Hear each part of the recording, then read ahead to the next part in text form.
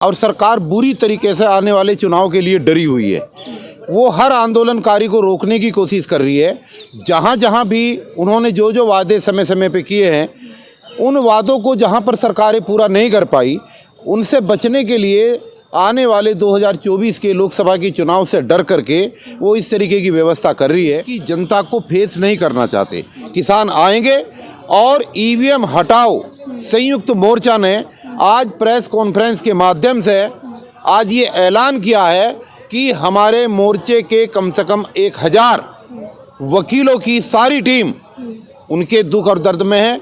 और ईवीएम हटाओ संयुक्त मोर्चे के तमाम कार्यकर्ता जो देश के अंदर अलग अलग राज्यों में ईवीएम को लेकर के प्रचार और प्रसार कर रहे हैं, वो तमाम लोग किसान आंदोलन में उनके साथ कंधे से कंधा मिला करके खड़े हुए हैं।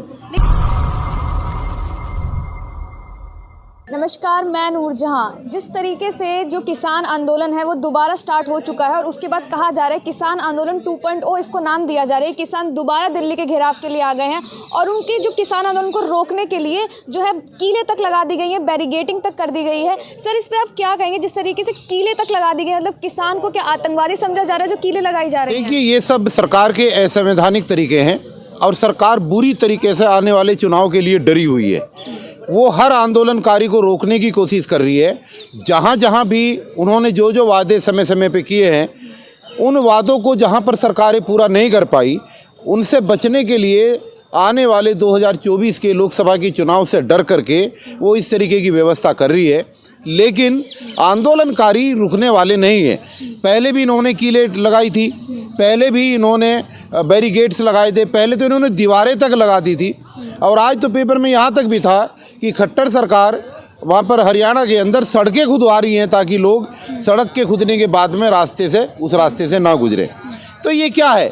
ये सब इनके डर को दर्शा रहा है और ये इस बात को साबित कर रहा है कि ये इस देश की जनता को फेस नहीं करना चाहते। क्योंकि अगर ये फेस करने वाले होते, क्योंकि गलत वादे किए हुए हैं, समय समय पे गलत वादे किए। जब 3 कृषि कानून वापस लिए तो उस समय पे जो वादे किए उनके आज तक ऑर्डर नहीं हुए। तो ये तो आंदोलन अब जैसे जैसे आगे बढ़ेगा और एक ही गलतफहमी का शिकार हैं कि लोकसभा के चुनाव की नोटिफिकेशन हो जाएगी तो शायद आंदोलन बंद हो जाएंगे, जबकि ऐसा होता हुआ नज़र आ नहीं रहा। सब लोग जिनका जो हक मारी है इन्होंने की है, वो सब लोग सड़क पर आ रहे हैं। वो चाहे ईवीएम के खिलाफ आंदोलन हो, चाहे किसानों के खिलाफ आंदोलन हो, चाहे युवाओं के खिलाफ हो जो इन्होंने नौकरी का वादा किया था, सब लोग सड़कों पर आ रहे हैं। चाहे पेंशन, ओल्ड पेंशन स्कीम का मामला हो, चाहे इस देश में कच्चे कर्मचारियों की बहाली का मामला हो, तमाम तरीके के मुद्दे हैं। एक और चीज़ नज़र आ रही है कि मतलब जो भी किसान आंदोलन में जाएगा उसके पासपोर्ट रद्द कर दिए जाएंगे, कार्रवाई होगी, कानूनी कार्रवाई तक की जाएगी। ये सरकार का एक डराने का तरीका है। ऐसा देश में कोई कानून नहीं है कि जो लोकतांत्रिक तरीके से, संवैधानिक तरीके से, संविधान के दायरे में रह गए, जो लोग अपने मौलिक अधिकारों के लिए लोकतंत्र की हत्या ना हो उसके लिए जो रोड की लड़ाई लड़ेंगे, उनके लिए इस तरीके के, ये सिर्फ एक डराने का तरीका है। ऐसा कुछ नहीं होगा। और देश की जनता जब आंदोलन के लिए निकलती है, पहले भी जैसा आपने जिक्र किया, किसानों का जिक्र किया, तो जिन किसानों को इस देश का नहीं पूरे विश्व का कोरोना नहीं रोक पाया, जिन किसानों को इस देश में वैश्विक महामारी नहीं रोक पाई, जिन किसानों को उन्हीं के बीच के 750 साथी शहीद हो गए, वो उनको दर्द है, उनको नहीं रोक पाया। तो ये छोटी छोटी कीलें उनको क्या रोक पाएंगी? बिल्कुल नहीं रोक पाएंगी। किसान आएंगे और ईवीएम हटाओ संयुक्त मोर्चा ने आज प्रेस कॉन्फ्रेंस के माध्यम से आज ये ऐलान किया है कि हमारे मोर्चे के कम से कम 1000 वकीलों की सारी टीम उनके दुख और दर्द में है।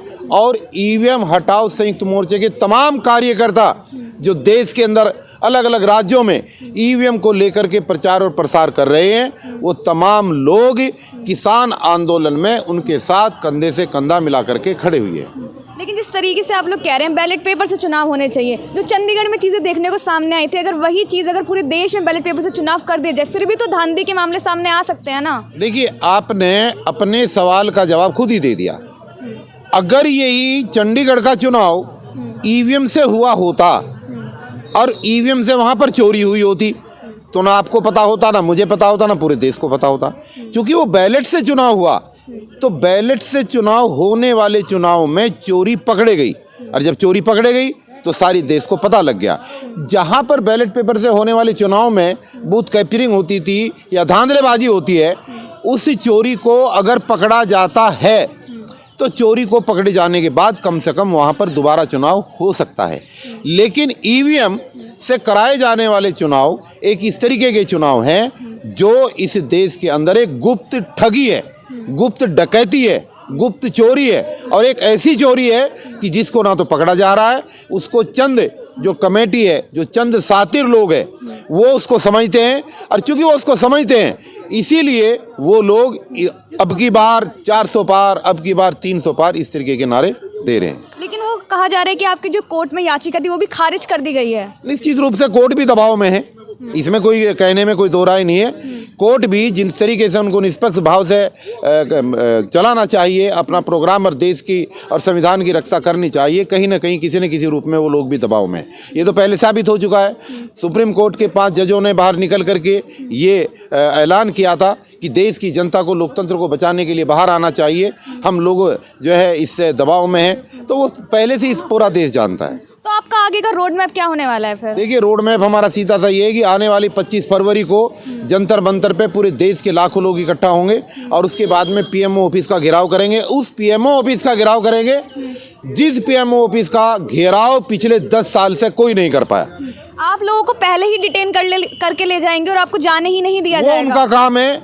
हमारा जो काम है, हमारा काम है पीएमओ ऑफिस तक जाना, घेराव करना, और उनका काम जो है प्रशासनिक तौर से वो करें, इसकी हमें कोई चिंता नहीं है। जो आपने नंबर जारी किया था उसमें मतलब कितनी मिस कॉल अब तक आ चुकी हैं? करोड़ों मिस कॉल आ चुकी हैं। पूरे देश के करोड़ों लोगों ने इसका समर्थन किया है कि इस आंदोलन में, ईवीएम की चोरी के आंदोलन में, ईवीएम को हटा करके बैलेट पेपर से चुनाव कराने के इस आंदोलन में देश के करोड़ों लोग अपने मिस कॉल के माध्यम से ईवीएम हटाओ संयुक्त मोर्चे को समर्थन दे चुके हैं और ये ऐलान कर चुके हैं कि जब भी मोर्चे की तरफ से कोई कॉल आएगी, निश्चित रूप से गांव गांव, गली गली, मोहल्ले मोहल्ले वो लोग वही एक्ट करेंगे जो मोर्चा तय करेगा।